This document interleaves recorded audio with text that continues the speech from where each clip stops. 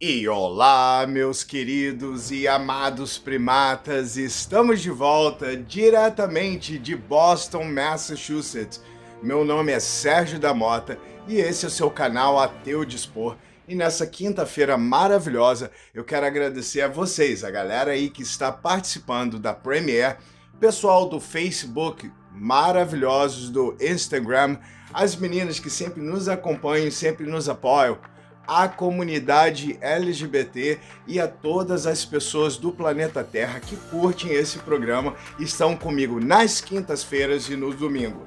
Me desculpe se eu não vou oferecer para vocês hoje 10 fatos bíblicos desmentidos pela ciência.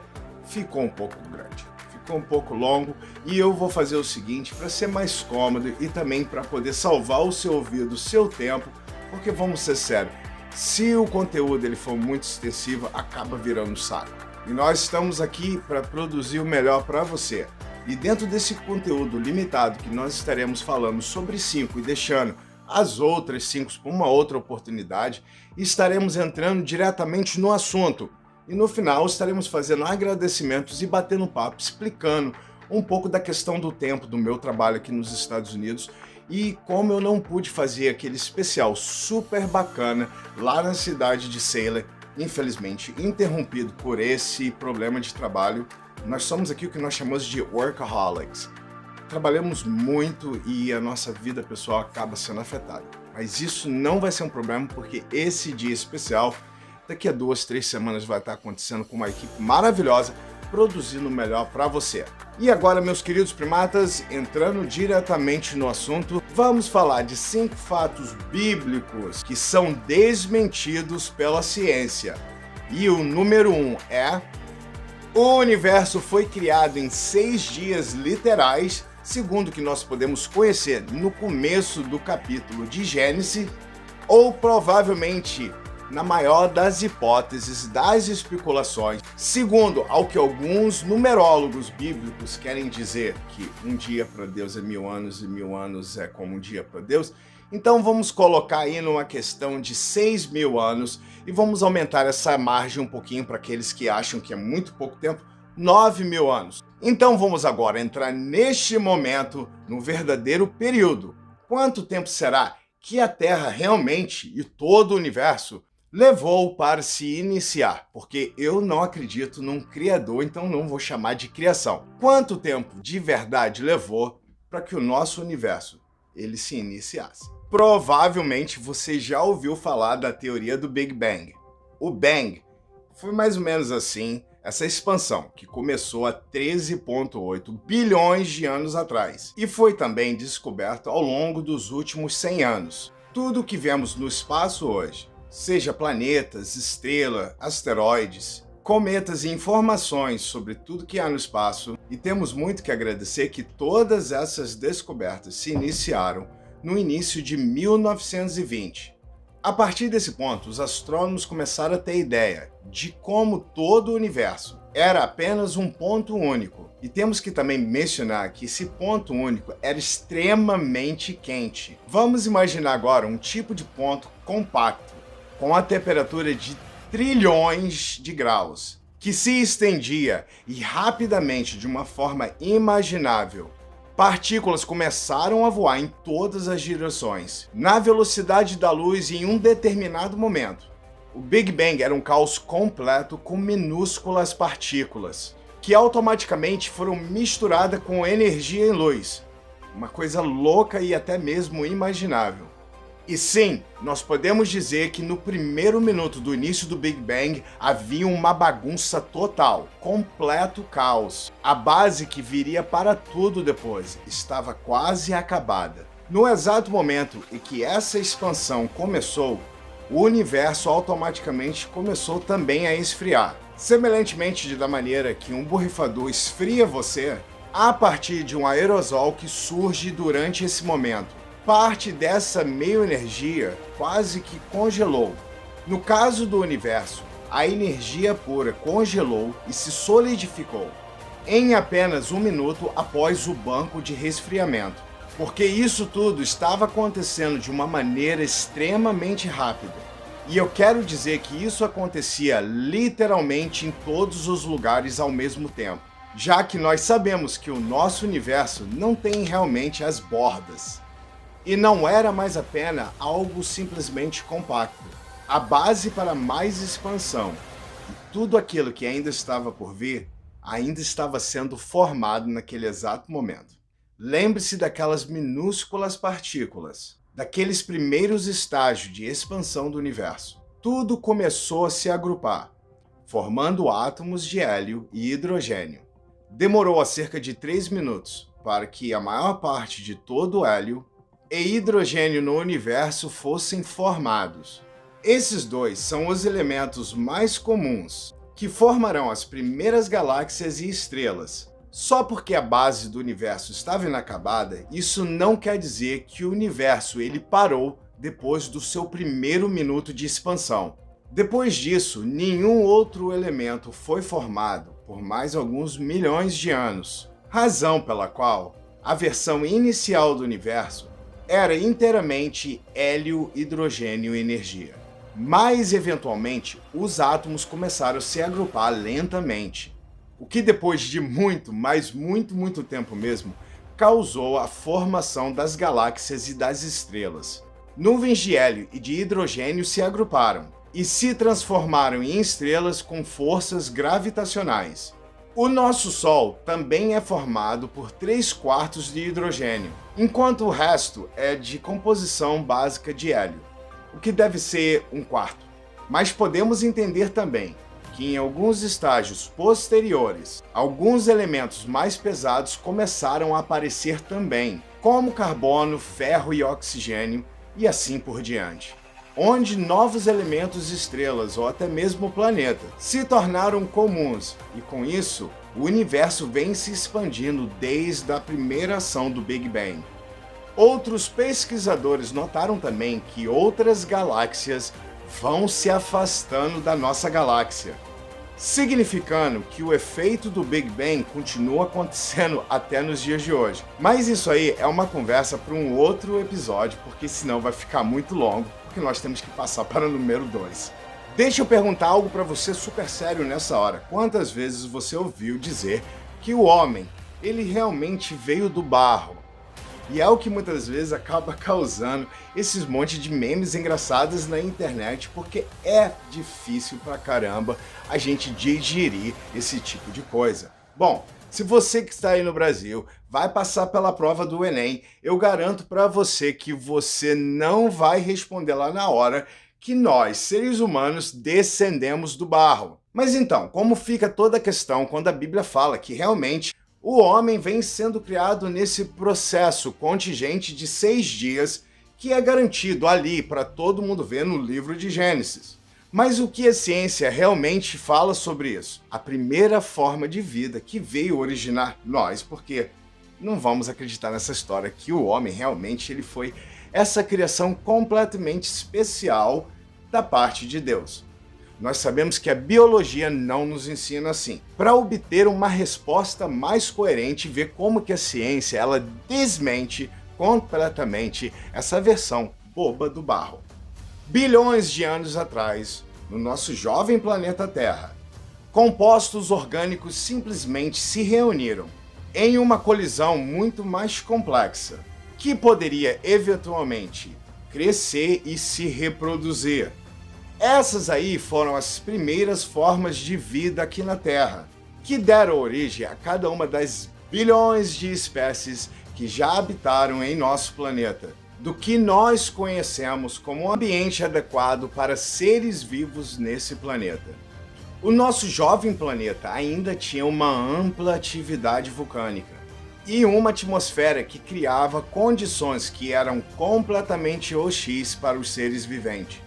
Então nós devemos realmente perguntar aonde no planeta nós deveríamos fazer as primeiras buscas para encontrar um campo de vida. É importante primeiro entender as necessidades básicas de quaisquer elementos e compostos essenciais para que haja vida, incluindo hidrogênio, metano, nitrogênio, dióxido de carbono, fosfato e amônia. Para que esses ingredientes se misturem e reajam, Esses solventes necessitam de um agente líquido como a água, porque para crescer e reproduzir, toda vida necessita de uma fonte de energia. As formas de vida são basicamente divididas em dois campos: plantas, que geram energia própria, ou animais que consomem outro organismo para gerar energia. A primeira forma de vida não teria outro organismo para consumir, e isso é claro, gerando energia, seja do Sol ou de gradientes químicos. Portanto, os locais atendem esse tipo de critério. Locais na Terra ou na superfície dos oceanos, para ter automaticamente acesso à luz solar. Mas no momento exato em que a vida começou, a radiação UV era na verdade muito forte para os seres viventes, assim impedindo que vida de alguma forma viesse florescer. O cenário dos oceanos oferece proteção contra essa radiação, e também sendo uma fonte de energia alternativa.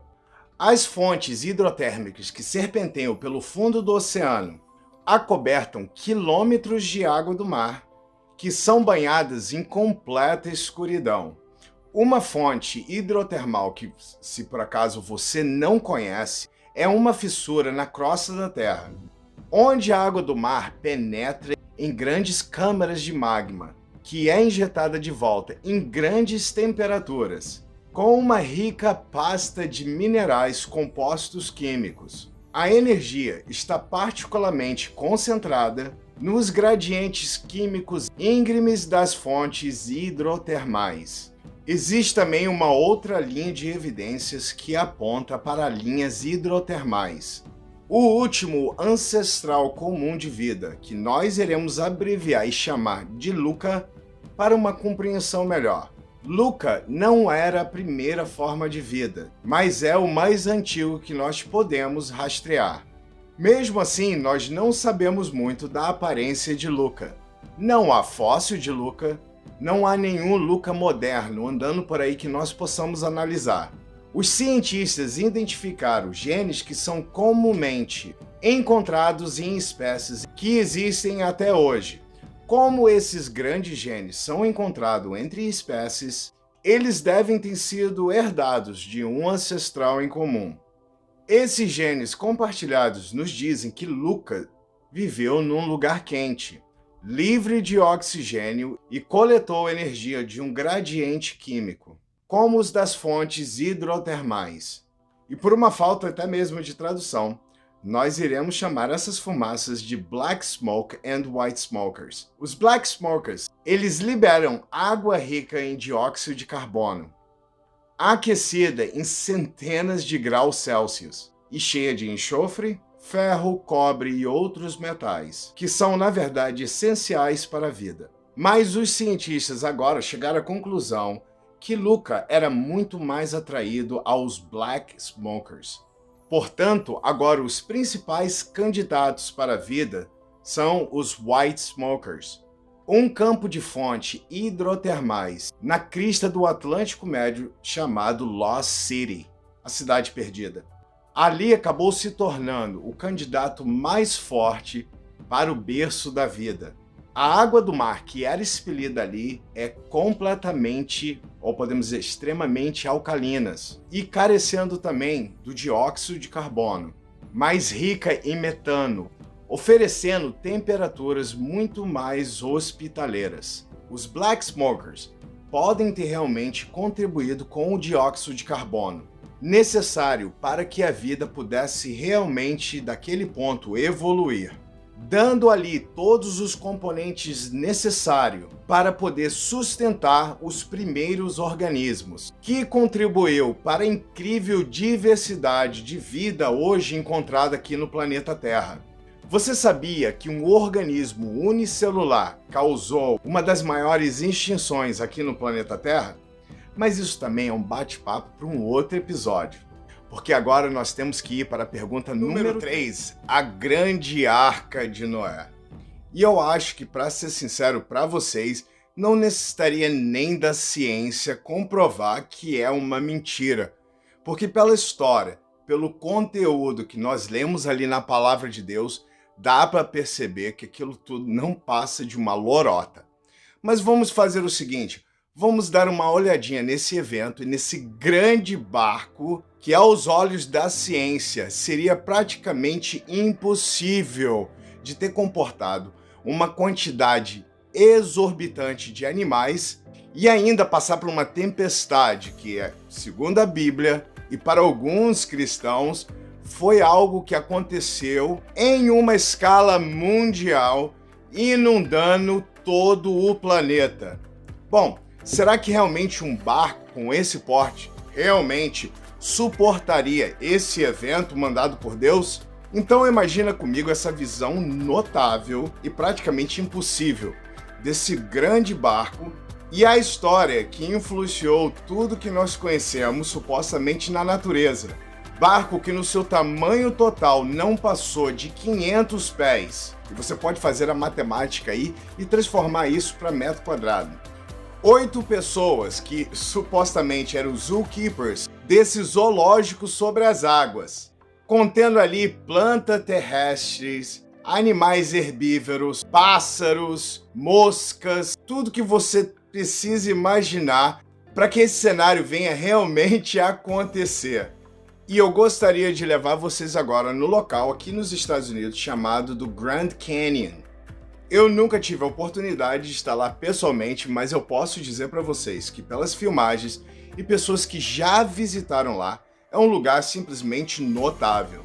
Arqueólogos de todo o planeta que vão ali para o Grand Canyon, eles encontram camadas e mais camadas de fósseis ali, que no passado, obviamente, continha muita água ali. Agora para e pensa comigo. Nesse lugar, no Grand Canyon, os fósseis de animais, eles se cruzam o tempo todo. Significa que se algum geólogo checar as camadas que estão ali, ele vai encontrar fósseis diferentes de épocas diferentes. O que nós não encontramos, depois que nós ouvimos dizer que depois daqueles 40 dias, levou um ano para que toda a água da Terra baixasse, não há, na história, fósseis nem de animais e muito menos de seres humanos que tenham sido mortos naquele grande evento, mostrando que só por aí nós podemos perceber que isso não passa de uma mentira. Ou melhor dizendo, um alagamento dessa proporção faz com que os animais venham tentar fugir para o lugar mais alto por instinto. Ou você acha que eles iam ficar simplesmente sentados ali, esperando a água chegar e inundar aquela palhaçada toda ali e acabar matando todos eles? Claro que não. O que nós encontramos no Grand Canyon, mas nós não encontramos ali nesse evento da Bíblia Sagrada. Mas o que faz essa história ficar simplesmente ridícula é simplesmente esse barco, que nós podemos analisar que pelo tamanho dele, eles iriam precisar de uma quantidade gigantesca de piche para poder isolar toda a parte de dentro do barco, para que a água não viesse ali penetrar, já que o ocorrido era uma grande tempestade mundial. Então você daí pode imaginar o tamanho das ondas. Significa que esse material impermeável não deixaria que os animais ali dentro da arca uma completa escuridão, ou você acha que havia algum equipamento de luz ou de refrigeração ou de ar-condicionado prevenindo que aqueles animais viessem a ser sufocados e morressem? Lembre-se que a história da Bíblia fala que tudo durou por 40 dias e 40 noites. E a família de Noé, todos também ficaram vivos. Parece que ali ninguém precisava de oxigênio. Mas depois de 40 dias e 40 noites, parece que esse grande navio, que é muito menor do que o Titanic, acabou ali repousando no Monte Ararat. Uma história muito louca, porque até hoje não foi encontrada nenhuma evidência que tal barco tenha realmente repousado nesse monte. Agora, para e pensa comigo, a família de Noé, uma família sem experiência nenhuma em construir barcos, eles constroem essa grande jangada que vai comportar 14 mil animais. Isso sem considerar moscas, insetos, que fazem parte também do nosso ecossistema. Agora eu digo algo para vocês. como que a família de Noé conseguiria administrar esse evento sem tecnologia, sem conhecimento ou sem qualquer tipo de recurso. Se por acaso você acredita nisso, parabéns. A mentira, na verdade, engana o próprio bobo. Porque a ciência, ela mostra pra gente que dentro desses parâmetros é algo que seria impossível de acontecer. Então vamos para a pergunta número 4. Número 4, ressurreição de mortos. Bom, nós encontramos ali na palavra de Deus pelo menos 10 passagens aonde nós vamos ver Deus operando esse milagre, ou até mesmo o Senhor Jesus, em trazer uma pessoa que já passou dessa vida de volta pelo poder de Deus através da ressurreição. E será o que a ciência fala sobre isso? Vamos lá. Uma das explicações da ciência, e talvez você já tenha ouvido sobre isso, que é extremamente provável que essas pessoas que ressuscitaram talvez nunca tenham morrido em primeiro lugar.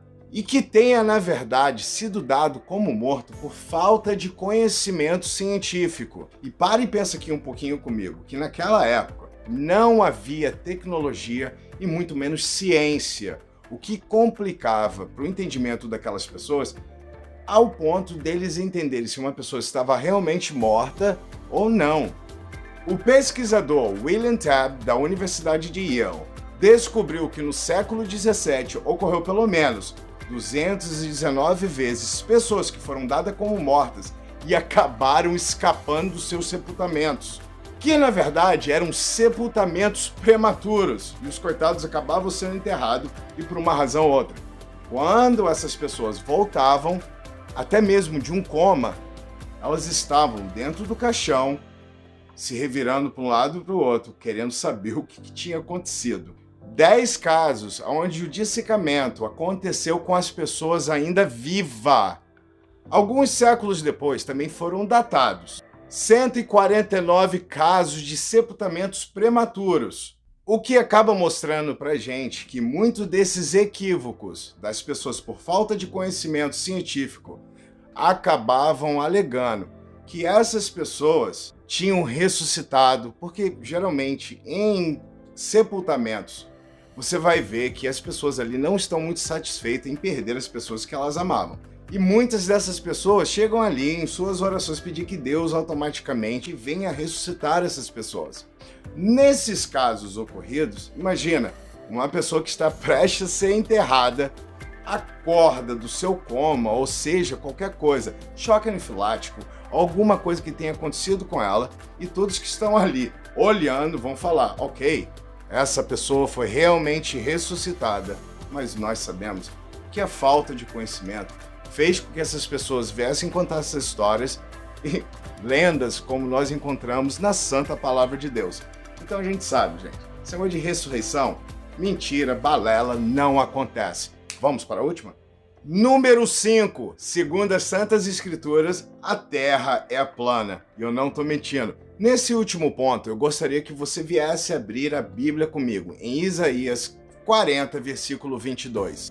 Bom, nesse versículo nós podemos ver que Deus ele se assenta no círculo da Terra. E se você não sabe, existe uma diferença muito grande entre um círculo e uma esfera. Daí nós podemos entender porque a maioria dos terraplanistas, eu vou dizer para vocês até 95%, acredita na Bíblia e são considerados cristãos. Porque versículos assim acaba dando respaldo para esse bando de louco ficar afirmando um monte de coisa que não é verdade. O versículo está querendo dizer círculo, que Deus realmente estava sentado no círculo da terra. Pense comigo em algo muito fenomenal. Não existe nada melhor do que analisar a mente de um terraplanista. Principalmente se você pedir para ele para explicar como funciona um eclipse lunar numa terra que parece ser uma panqueca. Árvores que crescem em diagonal, uma grande parede de gelo sendo guardada pelos militares e pela NASA. É claro que nós podemos dizer que os terraplanistas têm uma grande imaginação, mas se eles estivessem certos? Não. Eu tô aqui brincando de advogado do diabo. Então nessa hora, vamos dar uma chance para eles para poder mostrar como que essa Terra plana, ela se manteria no nosso espaço. Giraria em torno do Sol ou com o Sol? Talvez iria girar em torno de si mesmo, né? Ou talvez porque você nunca andaria até a borda da Terra plana. Então nós iremos recapitular rapidamente 100 anos atrás, quando as pessoas ainda pensavam que a Terra era plana. Além de pensar que a Terra era plana, eles também pensavam que tudo girava em torno da Terra e que a Terra era o centro do universo. Então o grande Nicolau apareceu com a sua mais nova teoria. Essa teoria dizia que a Terra não era plana e que muito menos era o centro do universo. Suas observações nos levaram a acreditar que o nosso planeta está girando em torno do Sol. Porém, 500 anos depois, nós estamos aqui em volta do planeta Terra, falando de pessoas ainda que estão convencidas que a Terra, o nosso planeta, é plana. Bem, Sérgio, então como isso funcionaria? Você sabe por que os planetas se formam em uma forma esférica? Por uma palavra muito simples que se chama gravidade. A gravidade é o que une a matéria igualmente de todos os lados. E como resultado, a matéria se forma em uma esfera. Claro que esse não seria o caso de uma Terra plana, antisférica, que várias pessoas acreditam que a gravidade não existe. Nós acreditamos que sim, porque se a gravidade existe e a Terra ela é plana, igual uma panqueca, essa força ela continua agindo sim sobre esse planeta plano. Mas como seria? É preciso dizer que você não vai conseguir aumentar a velocidade justamente por causa da ação da gravidade nesse prato. Você estaria se locomovendo rápido demais e no centro você estaria indo bem devagar. Se você está querendo ciência de verdade, tem que existir gravidade sim numa Terra plana. E imagina agora aqui comigo que o centro da gravidade da Terra plana seria exatamente no meio, significando que tudo que existe nesse planeta plano seria automaticamente puxado para o meio por causa da gravidade. E enquanto mais você tentasse se afastar do centro, mais forte seria a atração, te puxando de volta para o centro desse prato. E se essa força da gravidade começasse a te puxar para baixo, você não ia poder mais caminhar e você ia ter que começar a escalar tudo. E essa seria a razão a qual você nunca poderia andar até a borda ou até as paredes de gelo dessa Terra plana, justamente por causa da gravidade te puxando para o centro. Imagina só, você nunca ia poder ver aquelas paredes de 45 metros que eles ficam inventando, os terraplanistas, que parecem uma coisa linda e maravilhosa, coisa assim tipo de Game of Thrones. Imagina só comigo que o Ártico, ele guarda o parapeito da Terra. Se você parar para pensar nisso num segundinho, é de dar risada. Haveria outros efeitos colaterais dessa gravidade muito engraçada. Imagina só comigo todos os objetos da borda da Terra iriam automaticamente cair. Tipo como se tivesse gato derrubando. O efeito seria tão louco que a gravidade iria fazer com que as árvores viessem crescer em um efeito diagonal, em vez de ser da maneira que eu e você nós conhecemos, justamente causado pelo efeito da gravidade numa panqueca. Por causa da força da gravidade, toda a chuva e toda a neve acabaria caindo nos árticos do centro da Terra. A precipitação convergeria e aumentaria as águas nos oceanos. Sem contar que as águas dos oceanos também seriam puxadas para o centro dessa panqueca. Uma das grandes preocupações seria a pressão do ar em uma Terra plana, aqui mesmo, nessa panqueca. A gravidade puxaria muito ar para o centro terrestre, deixando as áreas ao redor da borda sem pressão de ar. Isso seria uma coisa terrível, porque pessoas vivendo na Austrália ficariam completamente sem ar. E seria completamente catastrófico, matando praticamente toda aquela população. E se você morar mais perto do meio, aonde estaria o Ártico, será completamente esmagado pelo peso da atmosfera, que a Terra não teria um campo geomagnético em torno desses campos gerado pelo movimento do núcleo da Terra. Bem, simplesmente nós podemos entender que a Terra plana não teria vencido. Estaríamos completamente expostos à radiação solar que causaria câncer e danificaria o nosso DNA. Nós não teríamos ar respirável em nenhum lugar do planeta Terra e provavelmente toda a vida aqui nesse planeta seria extinta. Então, terraplanistas, eu gostaria que você encontrasse e deixasse na caixinha de comentário um sistema que pudesse suportar essa ideia bíblica e maluca que vocês tentam provar, mas que a ciência continua refutando todos os dias. E por hoje, meus amigos, it's a wrap. Muito obrigado, meus amigos e queridos primatas, pela paciência. Eu sei que ficou um pouquinho extensivo, mas eu acredito que vocês também tenham gostado. Infelizmente, minhas cargas de trabalho são muito grandes aqui nos Estados Unidos e eu não vivo do canal. Na verdade, eu uso esse canal para me poder fazer as minhas obras sociais, como vocês já sabem, do Abrigo de Animais Santa Lídia, aquela grande querida amiga Flávia. Beijão para você e toda a sua família. Eu gostaria de agradecer nessa noite todos vocês, a galera do chat, a galera de casa, a galera do telefone, a galera que está vendo pelo computador, por esse grande suporte e está nos acompanhando. Se você não sabe, e pela minha cara de cansado, você pode imaginar que já é bem tarde da noite. Eu chego do trabalho, começo a gravar e depois eu tenho que passar por um processo gigantesco de edições para fazer algo coerente, bonitinho, que você goste. Então, nessa hora, antes da gente se despedir, vai deixando o seu like, assista os comerciais, continua falando para as pessoas deste canal. Se inscreva, propague, faça com que esse canal venha criar mais expansão nessa plataforma, porque assim todos nós vencemos e podemos, obviamente, administrar um ateísmo muito mais bonito e muito mais humanista. Muito obrigado por tudo, pela paciência e carinho, e no próximo domingo eu vou revelar na comunidade super capítulo especial para vocês. Muito obrigado por tudo, meus queridos e amados